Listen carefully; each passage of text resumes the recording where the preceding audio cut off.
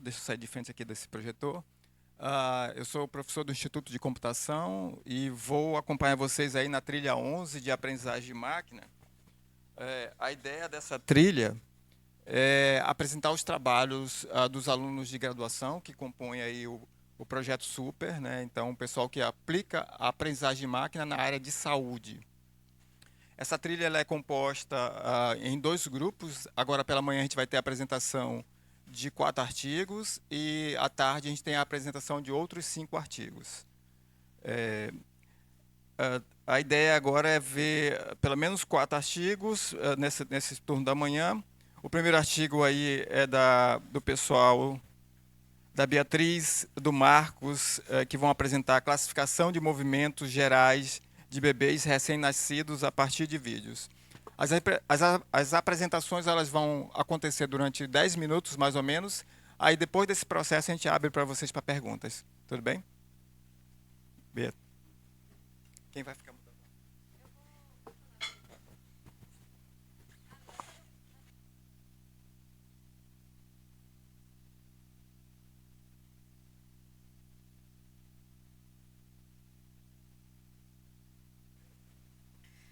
Bom dia, meu nome é Beatriz Aguiar e eu vou apresentar o tema que eu trabalhei no ano passado, que é a classificação de movimentos gerais de bebês recém-nascidos a partir de vídeos. E, bom, essa foi a minha equipe, o Marcos William, Lucas Almeida e minha professora e orientadora, Yolanda Miranda. Bom, a motivação principal é a paralisia cerebral, que afeta cerca de 2, 3 bebês em 1000 bebês, especialmente bebês prematuros. E os sintomas eles variam desde da dificuldade em se locomover, a dificuldade motora, até a paralisia completa das articulações. E eles não conseguem se mover de forma alguma. Esses sintomas, né, ele não tem cura e duram a vida toda. No entanto, é fundamental que a gente tenha um diagnóstico precoce para que essas crianças elas tenham um tratamento adequado desde o início. E, bom, para isso a gente utiliza a avaliação dos movimentos gerais, GMA, que ela pode predizer com precisão aqueles que podem ter um risco de ter paralisia cerebral nos primeiros meses de nascimento. Mas o que seria essa avaliação do GMA? Bom, os movimentos gerais, eles fazem parte do repertório de movimentos espontâneos do bebê, e ele está presente no início da vida fetal até o final do primeiro semestre do bebê. Eles são movimentos complexos, eles acontecem com muita frequência e eles podem ser observados facilmente. E eles envolvem o corpo inteiro, desde braço, perna, tronco, pescoço. E existem 2 padrões anormais que são preditivos para paralisia cerebral. O primeiro são os padrões persistentes e enrijecidos e síncronos, que são os writhing movements. Além disso, há outro padrão anormal, que é quando há diminuição desses movimentos espontâneos na fase fidget. A fase fidget é do 3º mês ao 5º mês de vida. E esses fidget movements eles são pequenos movimentos, é como se o bebê estivesse constantemente meio agitado. E a preocupação é quando está uma diminuição dos movimentos espontâneos, é quando você consegue mesmo observar ali a falta desse movimento. Entretanto, a nossa pesquisa ela teve o foco nos writhing movements, que são os bebês de 0 a 2 meses. Aqui são um exemplo, espero que carregue o vídeo. Não sei se a internet vai colaborar. Obrigada. Aqui a diferença, o bebê típico, o bebê atípico de movimentos. Observa-se que do lado esquerdo o bebê tem mais facilidade de se locomover, ali tem os membros mais enrijecidos da parte inferior, as perninhas, né? Olha, ele não consegue... as articulações parecem meio travadas, então percebe-se que os movimentos do bebê são mais espontâneos mesmo. O outro bebê já apresenta maior dificuldade. E, bom, esses pontos que apresentam na tela são chamados key points, que são pontos marcadores chamados pontos-chave, que eles enfatizam pontos importantes do corpo humano. Bom, a base de dados é uma base de dados própria, em parceria com a professora da FEF, e foi a gravação de 38 vídeos de 18 bebês prematuros ou com baixo peso. E sim, é uma base muito pequena. Bebês de 0 a 2 meses, como eu falei, e os vídeos originais são 900 quadros de 30 fps. E como são 38 vídeos, é uma base extremamente pequena, a gente teve que adicionar técnicas para aumentar esses vídeos.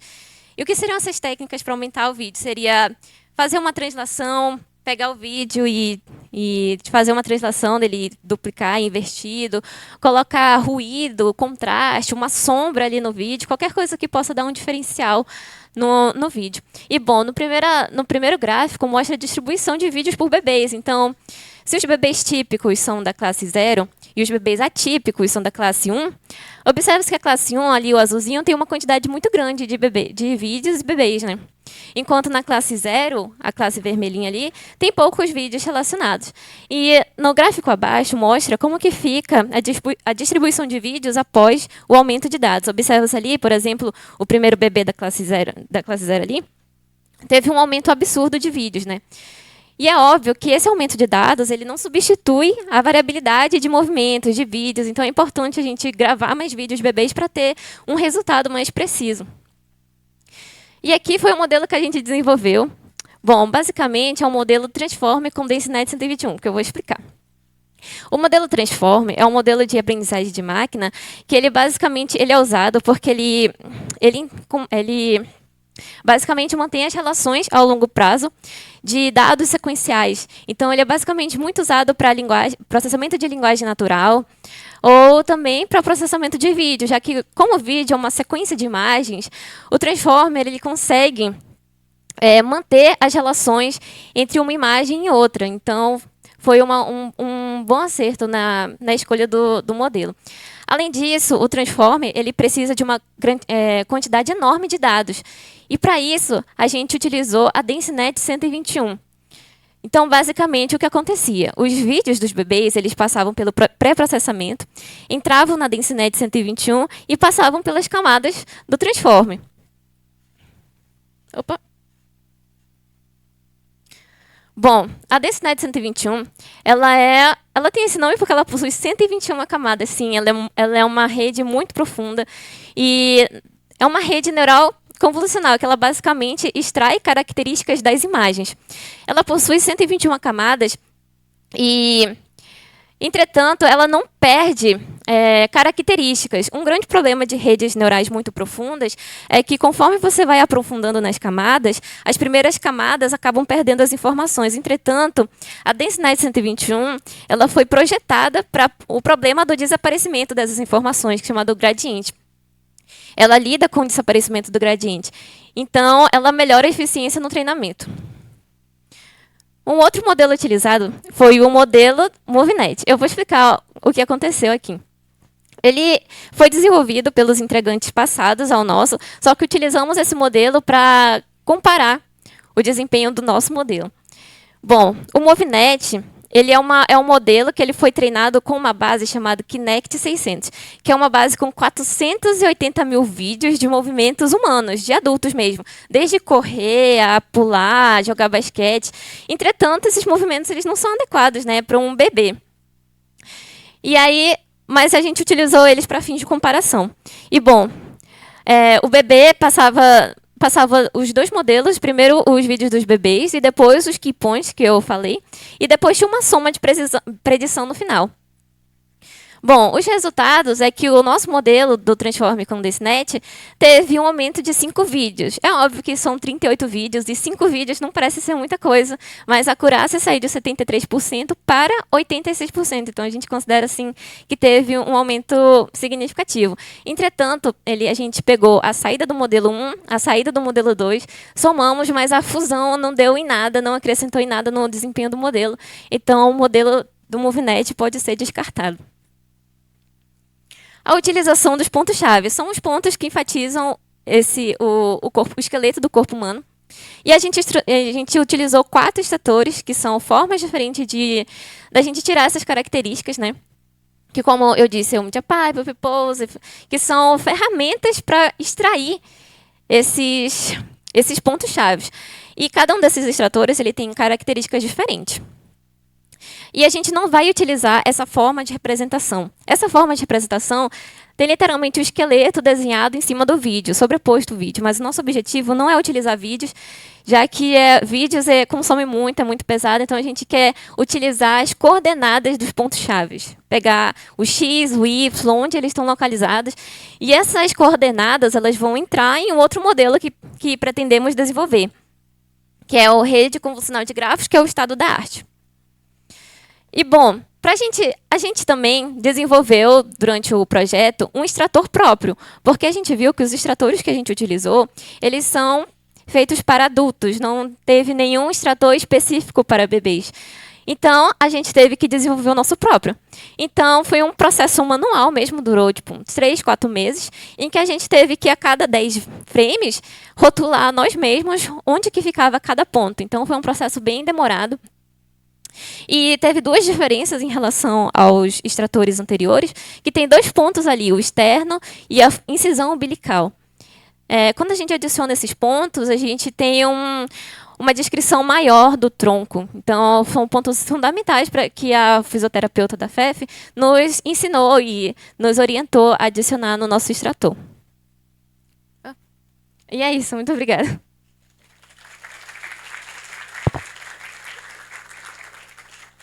Perguntas. Obrigado. Alô, alô. Alô, alô. Obrigado. Perguntas, deixa eu explicar um pouquinho aí o trabalho da Beatriz e do Marcos. Aí, parabéns, a apresentação foi bem interessante. Você vê aí a aplicação prática de aprendizagem de máquina, né, de tentar descobrir um padrão em cima de vídeos, né? Então, a ideia deles aí, junto com a professora Yolanda, tentar criar um aplicativo, um modelo, né, que você possa estar disponibilizando ele em um celular e os pais, de modo geral, consigam filmar o seu recém-nascido, né, o seu bebê, e aí eles receber uma referência. Olha, procure um especialista, porque os movimentos do seu bebê não estão de acordo com o esperado. Isso. Então, a ideia deles, do trabalho bem interessante, com aplicação prática bem interessante.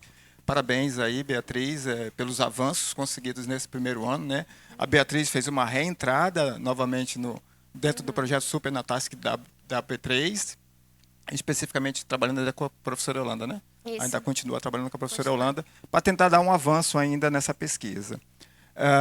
Perguntas? Alguma pergunta?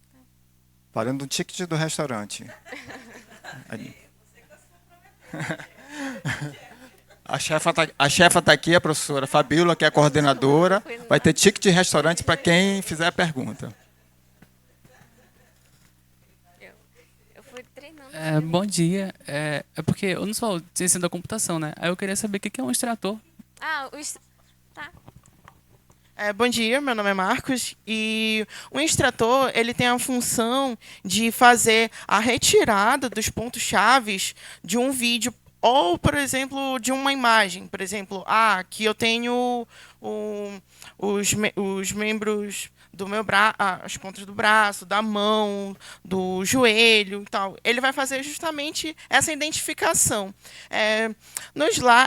Como essa parte foi a parte que eu trabalhei, a gente usou 4 extratores para fazer com qual deles tenha um melhor desempenho na hora de fazer a classificação dos right movements.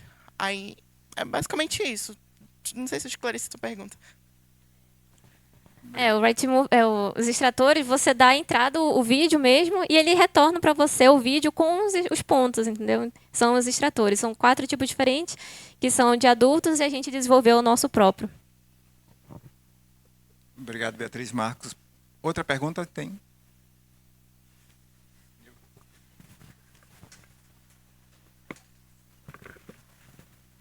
Qual foi a maior dificuldade no trabalho de vocês? Assim, na aplicação, em utilizar o dataset ou coisa do tipo? Bom, uma das maiores complicações foi que é complicado, demora um pouco para você treinar, principalmente Movinet. A Movinet, eu deixava um dia inteiro rodando e só ia ver no outro dia, só que quando tinha algum erro, você tinha que fazer de novo. E às vezes a gente não tem tanto disponibilidade assim de máquina também. Além disso, é um tema muito complexo, né, para a gente trabalhar, e a gente foi testando várias formas de aumentar essa porcentagem. Então, e além disso, os dados são muito poucos, são bem insuficientes para a gente ter uma predição maior.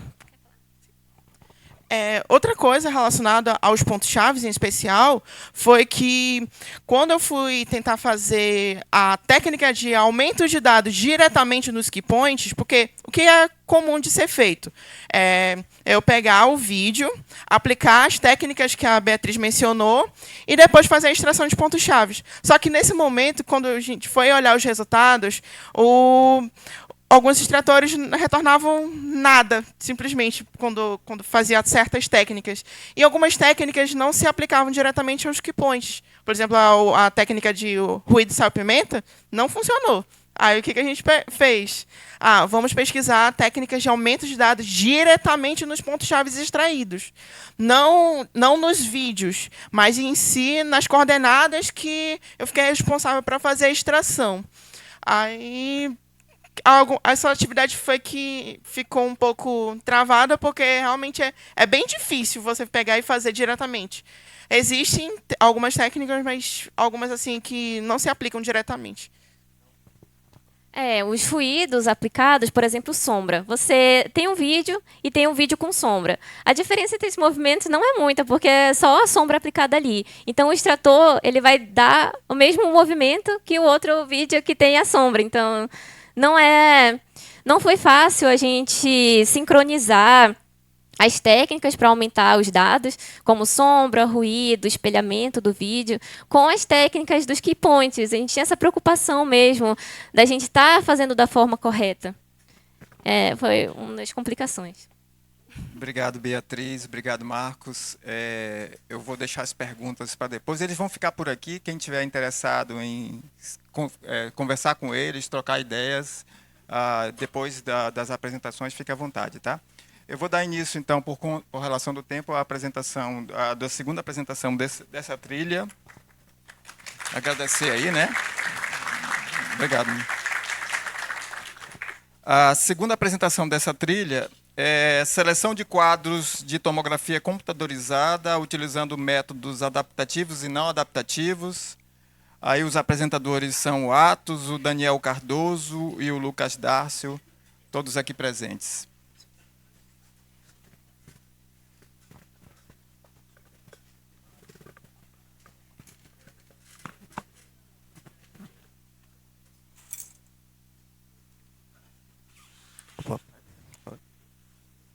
Bom dia, pessoal. Meu nome é Atos Omena. Junto com o Daniel Cardoso e o Lucas Dárcio, a gente vai apresentar nosso trabalho sobre seleção de quadros de tomografia computadorizada, utilizando métodos adaptativos e não adaptativos. Bom, primeiramente, vamos contextualizar o que é traumatismo crânioencefálico.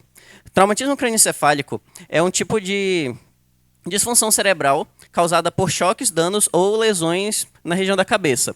Ele pode ser de alguns tipos. Os principais deles são desvio da linha média, aumento de pressão intracraniana e hemorragia intracraniana. O foco do nosso trabalho é em hemorragia, que também tem 5 subtipos: intraparenquimatosa, intraventricular, subaracnoide, subdural e epidural. E esse tipo de lesão não é aparente, nem sempre ela é exposta, e também os sintomas de algum dano causado por ela não são imediatos. Então, a melhor forma de diagnosticar é com tomografia computadorizada, que é um tipo de exame de imagem que usa raio-x para fazer captura de várias camadas do cérebro. E o nosso trabalho propõe aprendizagem de máquina, porque o diagnóstico de traumatismo crânioencefálico precisa de profissionais extremamente capacitados e que nem sempre abundam. Então, a gente propõe o uso de aprendizagem de máquina para selecionar slides e acelerar o trabalho desse tipo de profissional. A gente usou 3 bases de dados no nosso trabalho, que são usadas por outros trabalhos também na mesma área. A CT-ICH, que tem 75 amostras, ela tem rótulos por slice e também ela tem máscaras que mostram as regiões afetadas. A CQ500, que tem 1.270 amostras de 491 pacientes e tem rótulos binários estatísticos por pacientes, e a RSNA, que tem amostras em imagens, todas elas rotuladas, e ela pode ser reconstruída em 21 mil exames. Bom, o meu trabalho especificamente foi sobre similaridade de Kolmogorov, que usa o conceito criado pelo matemático Kolmogorov, que é a complexidade de Kolmogorov. A complexidade de Kolmogorov, K de x, representa o menor algoritmo que descreve x e para. Assim como a complexidade condicional descreve a diferença do que está contido em x1 e não está contido em x2. Porém, a gente sabe que devido ao problema da parada, isso não é computável, porque a gente não tem como saber quando algo descreve x e para. Então, existe uma aproximação que é C de x, que é o tamanho da compressão. Então, o tamanho em bytes de um dado x comprimido é aproximadamente a complexidade de Kolmogorov desse dado. E a gente usa isso para aplicar nessas fórmulas, que são basicamente equivalentes, e o que eu uso no meu trabalho é a distância de compressão normalizada, que usa a complexidade de Kolmogorov para calcular o quanto duas imagens são semelhantes. E como ela é normalizada, os valores estão entre 0 e 1. Bom, no meu trabalho eu fiz o seguinte, eu percorri exames de tomografia computadorizada e comparei cada slice com os seus vizinhos. E os slices que possuíam a maior diferença entre eles e os seus vizinhos eram considerados slices anômalos que poderiam ter traumatismo crânioencefálico. Então, e para isso foram utilizadas algumas ferramentas que são os compressores, que eram usados para comprimir as imagens. Então, eu testei todos esses compressores e o que teve o melhor desempenho foi o LZMA, que ele conseguiu detectar na maior parte dos casos e a maior parte dos slices que continham trauma. E foi feito um pré-processamento utilizando eles e foi passado para uma rede neural C3D, que foi utilizada pelo trabalho de mestrado de um aluno de doutorado que trabalhou com a gente. E, bom, como a gente pode ver aqui, ela teve um desempenho em falsos negativos muito parecido com o spline, que era com o que eu estava comparando, que era outra forma de selecionar slices e detectar traumatismo, que foi utilizado inclusive pelo trabalho do Lucas, o mestrando. E ela teve uma acurácia não muito boa em relação ao spline, mas ela foi melhor em detectar os verdadeiros positivos. Bom dia. A minha proposta de pesquisa foi utilizar diferentes ordens para o spline e fazer um comparativo entre os resultados utilizando o modelo. O spline utiliza um fator no caso, a função que utiliza o spline utiliza um fator de espaçamento ou fator de profundidade para iterar sobre o volume original de tomografias. E usando esse fator de espaçamento, ele vai selecionar alguns pares de imagens que vão ser utilizadas e usando o spline para formar uma imagem que compreende valores tanto da primeira imagem quanto da segunda imagem. A ordem do spline vai ser principalmente verificada na qualidade da imagem ou do quadro selecionado. E aqui podemos ver, eu analisei 4 graus de spline, que seria o grau 1, 2, 3 e 4. E verificando isso, o que teve melhor resultado foi o de grau 3, que teve um resultado não tão bom, mas melhor do que os outros graus. Desse modo, a gente pode perceber que mesmo analisando em comparação com o de grau 4, não existe grande diferença entre se aumentar ou não aumentar o grau. Obrigado. Boa tarde. Agora, referente ao nosso segundo método adaptativo de seleção de slices, nós temos a seleção através das interpretações do GradCAM. O GradCAM em si ele é basicamente uma técnica de interpretação e visualização utilizada para a gente compreender quais foram as partes das imagens que são consideradas pela rede neural para fazer a interpretação, para fazer as predições das imagens que são utilizadas como entrada. Como, por exemplo, na imagem abaixo, onde basicamente para ele fazer a identificação da presença de elefante na imagem, as partes que ele levou em consideração para fazer essa predição foi essas questões de destaque em verde nessa imagem central. E esse GradCAM ele vai ser utilizado em um modelo específico, na qual foi testado pela gente, que é a ResNext, onde ela basicamente vai ser utilizada para fazer a classificação da presença ou não de anomalias em slices de tomografias. E se houver a presença desses slices, de anomalia, ele basicamente vai fazer a identificação do subtipo. Como vocês podem ver no vídeo, ele basicamente ressalta as partes na qual ele levou em consideração para fazer essa identificação da presença ou não de anomalias. E esse modelo em si, a ResNext, ela foi treinada do zero, utilizando o conjunto de dados da RSNA com os dados bidimensionais, e as métricas utilizadas foi a curva de Rock e a perda logarítmica média ponderada dos múltiplos rótulos, no caso, os subtipos de anomalias. E os resultados ao lado, que não dá para ver muito direito, mas foram resultados positivos referente à classificação que foram realizadas pelos nossos modelos, assim como o artigo referência aqui na qual foi utilizado.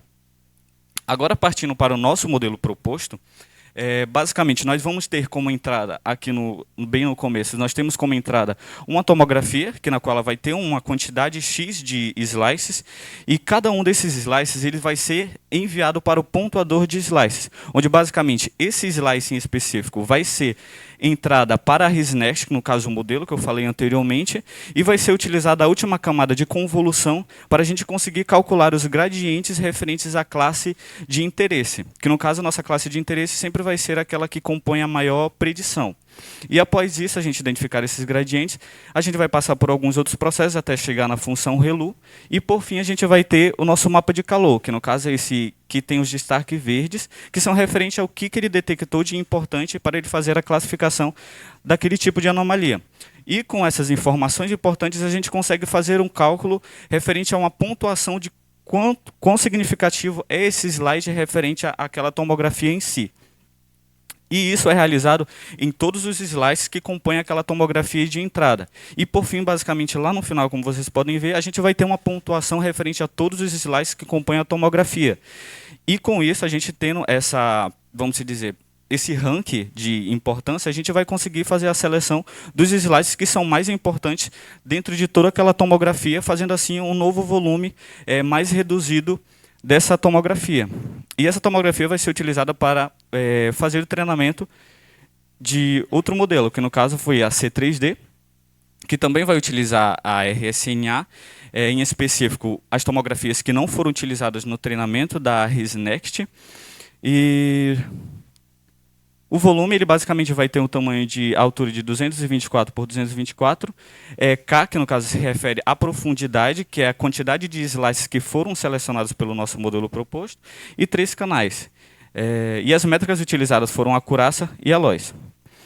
Agora, referente aos resultados, nós utilizamos 3 outros métodos não adaptativos para fazer comparações com nossos resultados, que no caso o primeiro foi o Subset Slicing Selection, onde ele basicamente pega o volume de tomografia, ele faz 3 grupos e seleciona slices de cada um desses grupos. Temos também o Irving Slicing Selection, onde ele basicamente vai fazer seleções de slices que estão espaçadamente estão divididos de maneira espaçada iguais, basicamente. E temos também o Spine, na qual a metodologia já foi apresentada anteriormente pelo Lucas. E analisando de maneira geral os resultados na qual foram obtidos, a gente consegue perceber bem aqui embaixo, que esse é o último, no caso o nosso método proposto, ele possui um desempenho um pouco maior em comparação com os outros métodos que foram realizados também.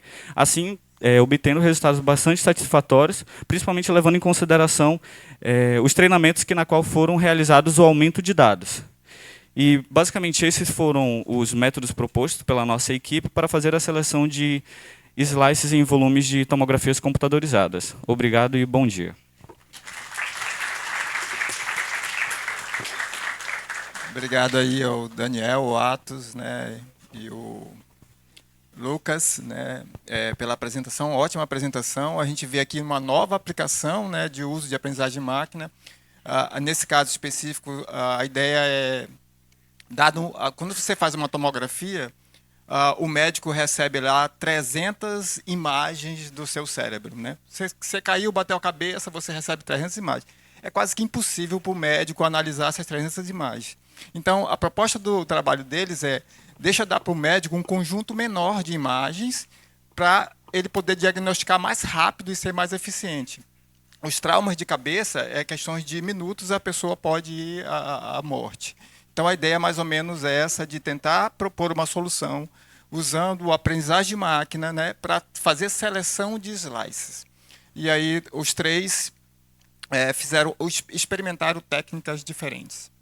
É uma coisa que a gente pode pensar, não sei quantos de vocês, mas é bem complexo, os métodos, não sei quanto que vocês acabaram entendendo aí, mas é importante deixar claro que dentro do Super, todo esse conhecimento de aprendizagem de máquina é passado para eles. Então, eles têm um curso de capacitação, fizeram 3 ou 4 cursos de capacitação para poder chegar nesse nível aí. Então, não é que apareceu ali alunos supra-sumos, né, Daniel? Mas a gente capacita esses alunos. Então, eu até espero que no futuro aí o pessoal aqui está indeciso que experimente a aprendizagem de máquina lá no WP3. Uma outra informação importante, assim como o trabalho da Beatriz, a Beatriz apresentou agora há pouco com o Marcos, né? Eles têm colaboração com pesquisadores da área. Então, a Beatriz estava pesquisando com a professora Isla, lá da FEF.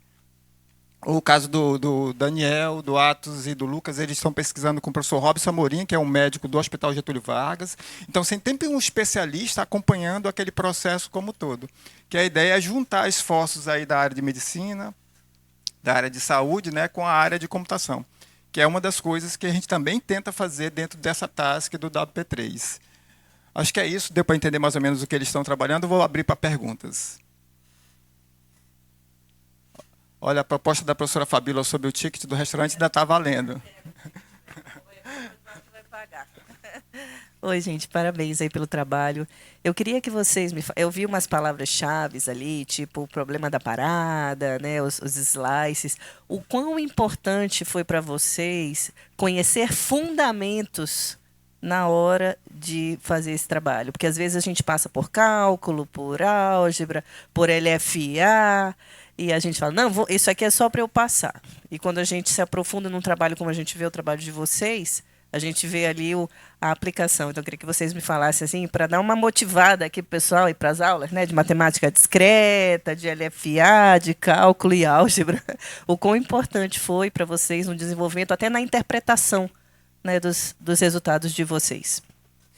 Assim, a gente trabalhou com aquelas bases de dados que eu citei, né? E as bases de dados nem sempre vêm prontas do jeito que a gente quer para trabalhar.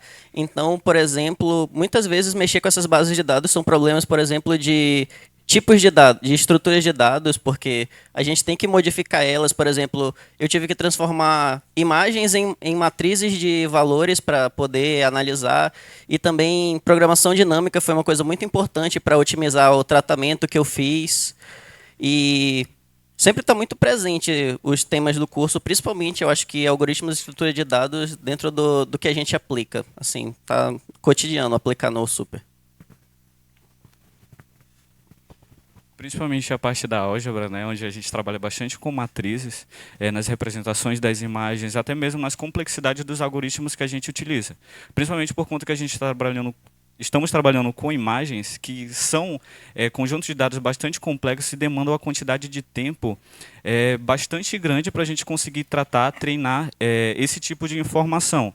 E muitas das vezes as ferramentas na qual a gente está utilizando são compartilhadas. Então a gente tem um limite de tempo para a gente conseguir utilizar essas informações. Então a gente precisa calcular quanto tempo que a gente vai utilizar isso para conseguir ter, vamos dizer, esse espaçamento para cada um utilizar. Então, PA também é bastante importante para a gente conseguir fazer todo esse processo. Então, tudo está envolvido nas matérias que a gente tem aqui.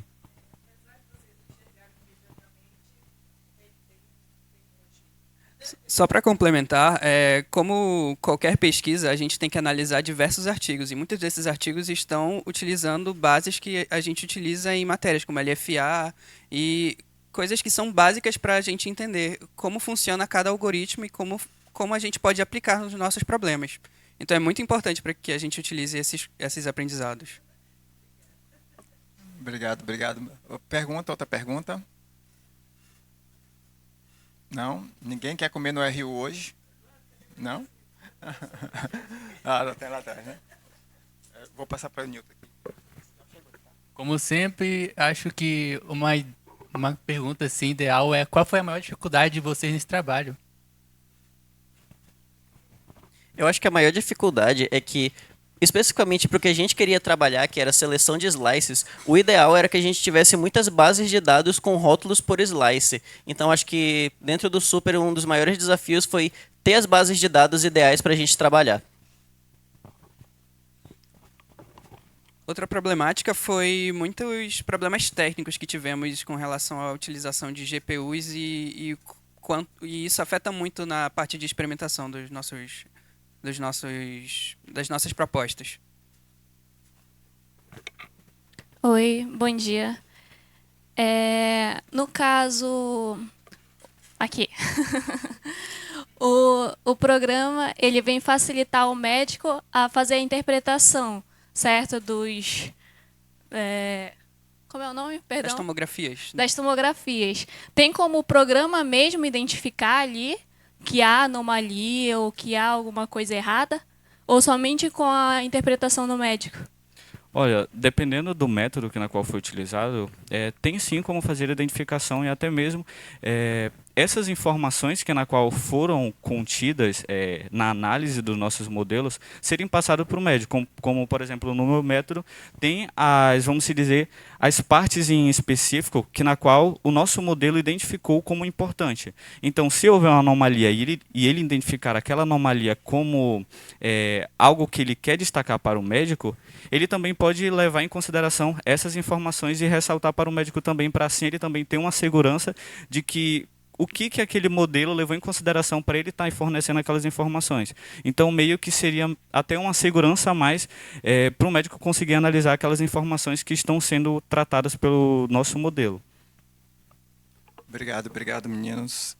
Só para deixar claro, né, o uso de aprendizagem de máquina não exclui o médico, tá? É bom deixar isso claro. A ideia é ter uma ferramenta a mais para auxiliar ele nesse diagnóstico. Mas, assim, a gente vai precisar de médico aí para o resto da vida.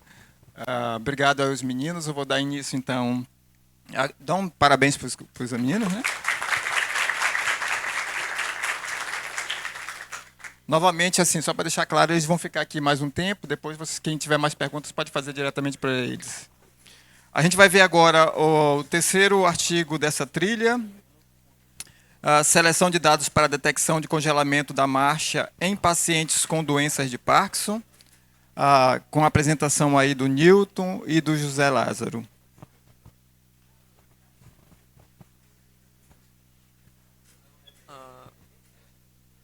Bom dia.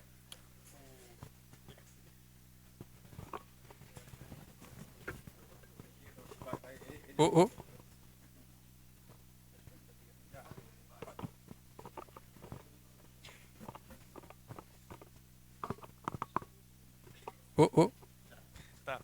Bom dia. O tema da minha pesquisa foi a influência de diferentes configurações de janelas deslizantes na detecção de fog.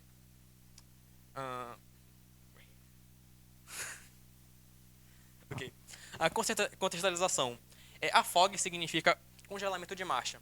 Ela é um sintoma de doença de Parkinson que consiste na perda repentina do controle do movimento das pernas. Ela é um sintoma de natureza imprevisível, porque não existe o consenso médico de quando ela vai ocorrer e quando ela começa a ocorrer. E no caso daí surge a ideia de você utilizar modelos de aprendizagem de máquina para auxiliar na detecção desses eventos. E como o modelo é treinado para esse objetivo? É realizada a coleta de dados de um paciente e em cima desses dados é aplicada uma técnica chamada janela deslizante. Essa técnica consiste no seguinte: os dados coletados de um paciente vai ser uma série temporal, semelhante a essa imagem da esquerda. A janela deslizante é um algoritmo que vai percorrer esses dados e vai segmentar eles, vai quebrar eles em segmentos, que é chamado de janelas. Essas janelas vão possuir três principais atributos: o seu tamanho, que é a quantidade de dados que essa janela vai conter; a sobreposição, que é a forma como esse algoritmo vai percorrer os dados; e a política de rotulagem, que é uma função que vai pegar cada janela e vai classificar ela como sendo ou não um evento de fog. Os objetivos da pesquisa, então, foi realizar diferentes experimentos usando diferentes configurações de janela deslizante, principalmente para descobrir qual seria a configuração com a melhor performance. Essas configurações se baseiam em variar os atributos da janela, ou seja, o tamanho, a sobreposição e a política de rotulagem. E os experimentos seriam realizados tanto com os valores das janelas estão normalizado e não normalizado. O dataset utilizado foi a DARFNet. A DARFNet é um dataset público que contém os dados de 10 pacientes. Esses dados foram coletados em laboratório usando 3 sensores, localizados na canela, na coxa e na parte inferior das costas. Ela possui cerca de 500 minutos de dados, que dá algo aproximadamente de 8 horas. O modelo utilizado foi uma CNN1D. Esse modelo foi tirado de um artigo que não trabalhava com a DARFNet, mas ele comparava 3 modelos para detecção de fog, e esse modelo é que tinha melhor performance. Então, por ele ter tido a melhor performance e por ele ter sido um modelo bem simples de ser construído, e também a oportunidade de testar esse modelo em uma nova base de dados, foi a razão da escolha dele. E a metodologia dos experimentos. Foi decidido que os experimentos aconteceriam somente com coletas que haviam eventos de fog. Isso porque a DAFNet nem todos os pacientes tiveram eventos de fog durante a coleta. Foi criado um conjunto para cada paciente que consistia somente as janelas extraídas das coletas daquele paciente. Cada janela foi rotulada com a seguinte política. Uma janela seria considerada um evento de fog se ela contesse 80% ou mais de rótulos de fog. E seria considerada um não evento de fog se ela não possuísse nenhum rótulo de fog. E as janelas que não obedecessem nenhuma dessas condições foram descartadas do experimento. Um grande problema que existe na detecção de fog é que você tem pouquíssimos datasets sobre esse tema, e os datasets que você tem são extremamente desbalanceados. Eu tenho uma figura ali do lado, aquela aí embaixo, que mostra a proporção de ambas as classes de um dos conjuntos. Ali mostra que aproximadamente cerca de 96 janelas foram classificadas como não sendo um evento de fog, e aproximadamente somente 4% foram consideradas um evento de fog. E para tirar esse desbalanceamento, foi feito o balanceamento de cada conjunto, que consistia em eliminar aleatoriamente janelas que foram classificadas como não sendo um evento de fog, até que a proporção de ambas as classes fosse de 50%. E o método utilizado para avaliar o desempenho do modelo foi o LOSO. O LOSO ele consiste em você fazer N interações, onde cada interação você cria uma nova instância do modelo e você separa um conjunto dos dados para teste e os demais para treino. Isso para você garantir que o teste do modelo vai ser realizado somente com dados que não foram utilizados no treinamento. E foi decidido realizar 10 LOSOs para cada configuração de janela, a fim de a gente obter resultados estatisticamente mais precisos. Esses foram os experimentos realizados. Dos experimentos realizados, a configuração que obteve a melhor performance foi a janela deslizante, com tamanho de 4 segundos e nenhuma sobreposição. Aqueles experimentos que eu mostrei no slide anterior foram com os valores das janelas não estando normalizados. Essa configuração ela foi considerada a melhor, principalmente por causa da revocação, que alcançou aproximadamente 86%. Isso porque os experimentos realizados, a revocação nunca passava de 70%. Então ela foi a que teve a maior revocação e também atingiu uma precisão satisfatória de 80%. Quando foi obtido o resultado daquela configuração, ter tido uma ótima performance, foi feita uma nova experimento com aquela mesma configuração, mas agora normalizando os valores das janelas. E o resultado que a gente obteve foi uma perda significativa de performance, principalmente em relação à revocação. Não houve um estudo aprofundado para saber exatamente o porquê desse comportamento. A principal hipótese é que quando você realiza a normalização, você acaba perdendo informações importantes para o modelo diferenciar uma classe da outra. Mas isso é somente uma hipótese, precisa de um estudo mais aprofundado para saber o porquê desse comportamento. E das conclusões dos experimentos é que a configuração de 4 segundos e nenhuma sobreposição foi a que teve a melhor performance. Houve a perda de performance significativa ao normalizar as janelas e que precisa de um estudo para saber do porquê desse comportamento. Ainda é necessária a conclusão de todos os experimentos, principalmente os experimentos com os valores normalizados e variando outros atributos, como a política de rotulagem, e também rodar os experimentos em outras bases, a gente descobrir se esse comportamento é o mesmo para essas bases. Obrigado.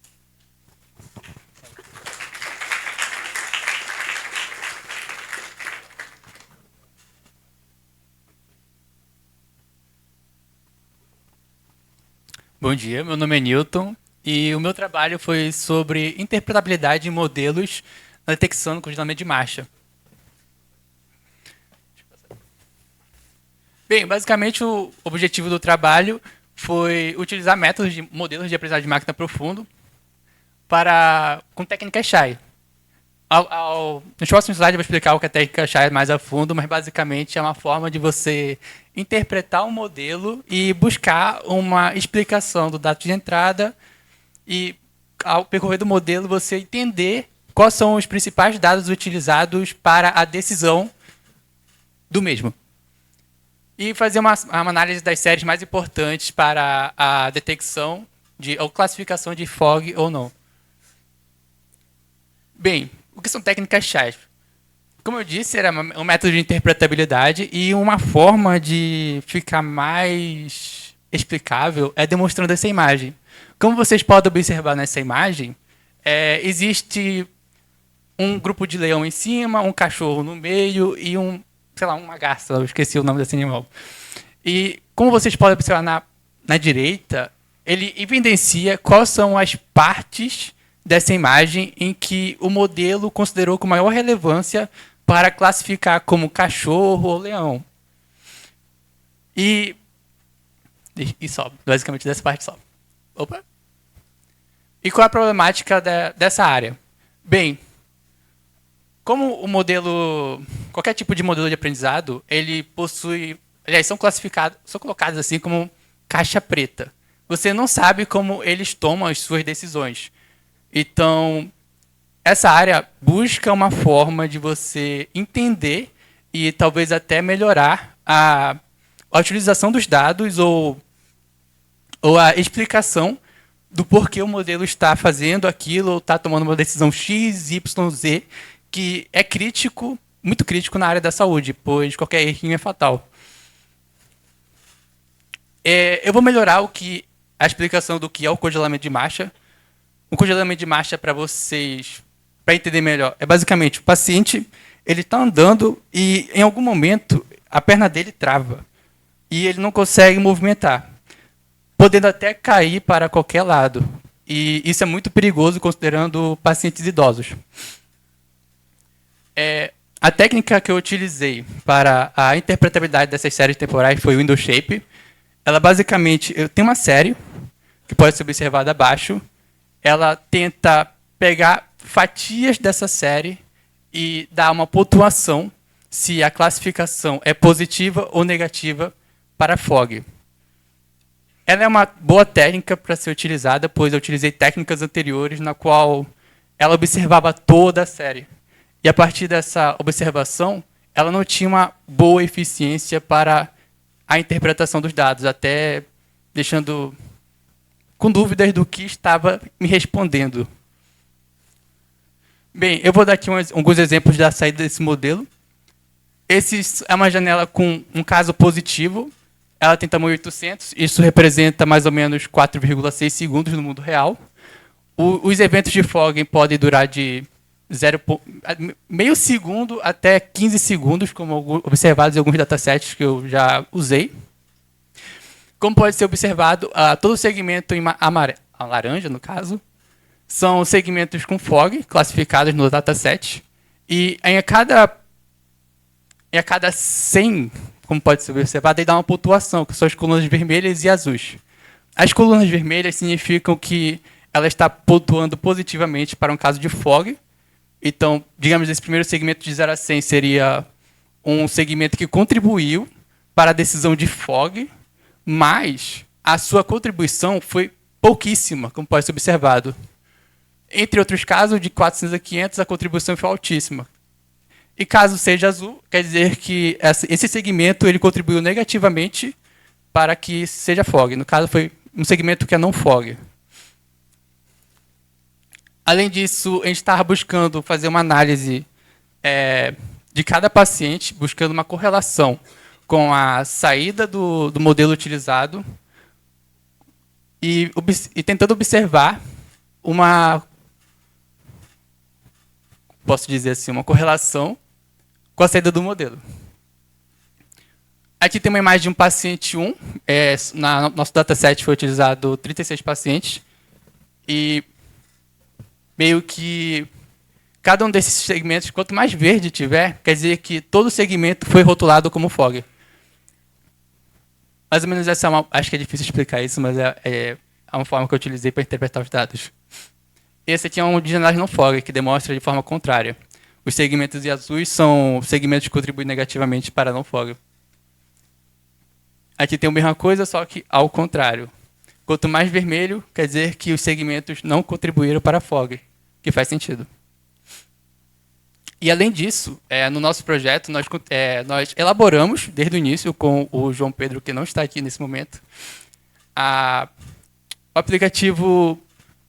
Como posso dizer? Aplicativo de coleta para a elaboração de um dataset em pacientes com Parkinson. A gente está com uma parceria com o pessoal da FEF, em que a gente vai fazer lá no laboratório, utiliza o aplicativo e faz a coleta em pacientes reais, sendo que é extremamente interessante para mim, que eu fiz essa coleta no caso, observar como acontece isso na vida real, pois quando você olha aqui, são apenas dados. Você não sabe o que é. Você está tratando dados e apenas há rótulos aqui, não sei o quê.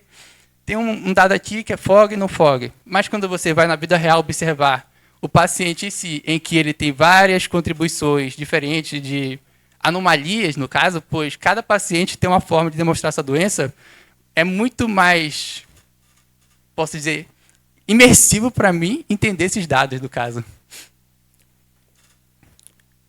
E com isso, obrigado. Opa, eu estou voltando. Obrigado.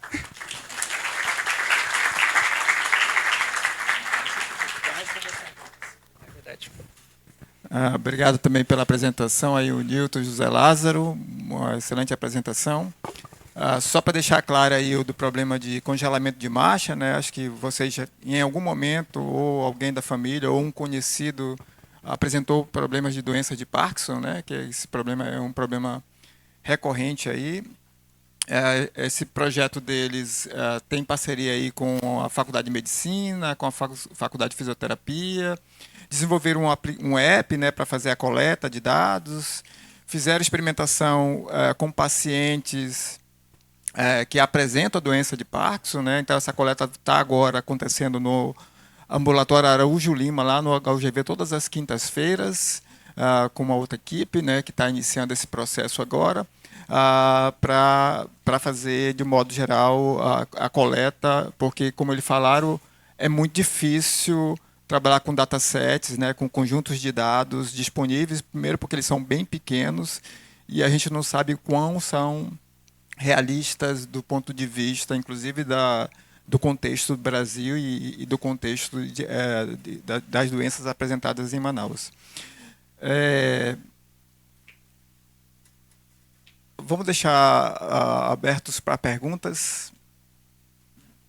Uma pergunta? O pessoal que chegou agora não quer perguntar?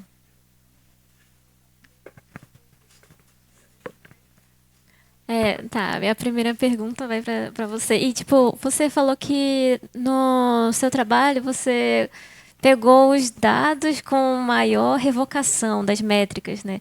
Teve a acurácia, a taxa de acerto, a precisão. E por que você escolheu especificamente um modelo que tinha maior taxa de revocação em vez da acurácia, por exemplo, que tinha a taxa de acertos, né? Então, a acurácia ela não é uma boa métrica, porque um grande problema que eu citei é que os datasets são extremamente desbalanceados. Então, você ter uma acurácia muito alta não significa necessariamente que o modelo está acertando eventos de FOG. Tipo, ele está classificando mais eventos de não-FOG, porque é a maioria dos dados. E a revocação ela vai estar tipo, ligada à questão de, por exemplo, como o modelo obteve 80% de revocação, aproximadamente, significa que a cada 10 janelas, pelo menos 8, ele vai dizer que era um evento de FOG. Então, tanto ela como a precisão foram consideradas métricas mais... as melhores métricas para a gente avaliar o modelo, em vez da acurácia. Principalmente por causa dessa questão do desbalanceamento. Obrigado, Beatriz. Mais uma pergunta? Não? Ninguém quer perguntar? Tem como, eu vou fazer uma pergunta nesse caso, tem como botar lá nos slides, onde tem o sinal?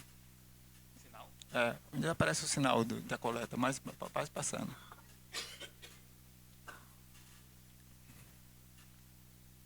Eu estou no meio, né? Vai. Mais pode. Aí, pode ser esse daí. Esse daí tá bom. Só uma perguntinha.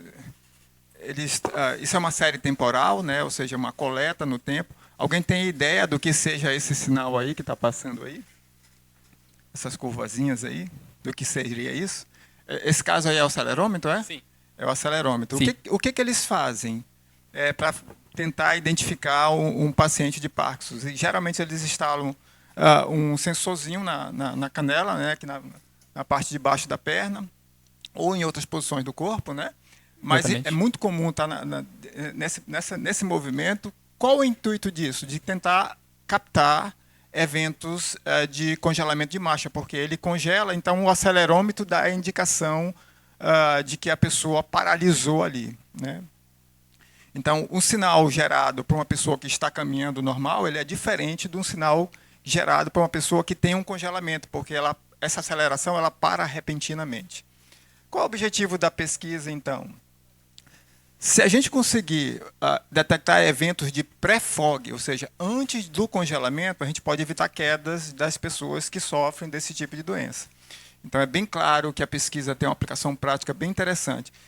Mas vai ajudar alguma coisa? Nisso vai, porque, assim, como é uma doença cerebral, né, o que acontece nesse especificamente? Existem técnicas e métodos, por exemplo, você pode, ao perceber que o paciente vai entrar em congelamento de massa, você pode, por exemplo, ligar uma música, né? Então, a música é um dos que te tira o cérebro, bota o cérebro botar em ritmo novamente. Então, tem algumas técnicas, outras são com luzes. Então, tem algumas pesquisas na Universidade de Harvard que a pessoa liga uma luz e faz o paciente seguir uma luz para que o cérebro volte ao ritmo novamente. E aí descongele, saia, né, desse ritmo de congelamento. Então, novamente, veja a importância, né, de usar, né, modelos para aprender padrões e, a partir desses padrões, tentar fazer uma aplicação que salve pessoas, né, nesse sentido de aplicações para a área de saúde, que é exatamente o que a gente está apresentando aqui durante essa sessão técnica. O último participante está aí, o Pedro Larry? Não? Não, né? Pronto. A gente ia ter ainda o Pedro Larry para apresentar, só perguntando agora. Eu vou deixar aberto para perguntas ainda para os meninos. Se alguém tem mais alguma pergunta para fazer. Alguém pergunta da minha dificuldade. Ele perguntou 2 vezes para as 2 outras aqui qual foi a dificuldade. Ninguém? Alguém pode perguntar? Obrigado, Daniel. Durante o projeto de vocês, quais foram as maiores dificuldades? Muito bom. Para mim foi o tempo do treinamento. Quando foi decidido que a avaliação seria feita com 10 lousos, isso fez com que cada experimento tivesse a duração de cerca de 40 minutos a 1 hora. Então, a principal dificuldade para o meu projeto foi o tempo do treinamento e também um ambiente para rodar esses experimentos. Uma outra dificuldade como já foi falado em todas as equipes, né, que o dataset é muito pequeno. Então, quando você vai fazer uma interpretabilidade, você precisa de muitos dados. Os dados que eu tinha disponíveis, no primeiro dataset, por exemplo, era, sei lá, 10 pacientes com caso de FOG. Isso não dá para fazer nada com esses dados. E outro dataset que eu peguei, assim, tinha 36 pacientes com FOG e dentre desses pacientes tinha, sei lá, 270 casos de FOG, no caso. A outra dificuldade é que quando você trabalha com a interpretabilidade, você pensa em trabalhar isso de forma geral. Mas os datasets são construídos de formas diferentes. Por exemplo, um sensor, ele capta, por exemplo, 60 linhas por segundo. Acho que é uma forma mais fácil de vocês entenderem. Outros sensores captam 128 linhas, outros 240. Então, como você vai fazer uma forma de interpretar e que generaliza, no caso, e cada sensor trabalha de uma forma diferente. Não tem um padrão, não tem um protocolo de coleta, no caso. Além do mais, a outra dificuldade é o tempo de processamento. Tinha casos que, para mim, eu fazia um loso demorava 2 semanas e ficava inviável eu ter um resultado em 1 semana para responder ou dar algum feedback para a minha equipe. Só isso. Obrigado, Milton, obrigado. Novamente aí, para quem quiser procurar as equipes aí para fazer perguntas, fique à vontade. Eu só queria convidar vocês para a apresentação dos banners que está acontecendo aqui na frente, né? Então seria interessante que vocês passassem lá para os banners. A gente tem às 10h30 uma palestra, né? O keynote aí é o professor André Salgado, do IFAM. O tema da palestra é Design Além das Fronteiras, Navegando pelo Mundo Multifacetado do Profissional Contemporâneo. Acho que vale a pena dar uma assistida. A gente tem uma outra palestra de 11h30 às 12h30, que é uma palestra da professora Adriana Silva, que vai falar a respeito de Get Ready for TOEFL, ou seja, o pessoal aí da área de línguas inglesas. E eu espero ver vocês aí no início da tarde, às 1h30 da tarde, para a sequência aí das apresentações de aprendizagem de máquina voltada para a área de saúde. Obrigado a todos.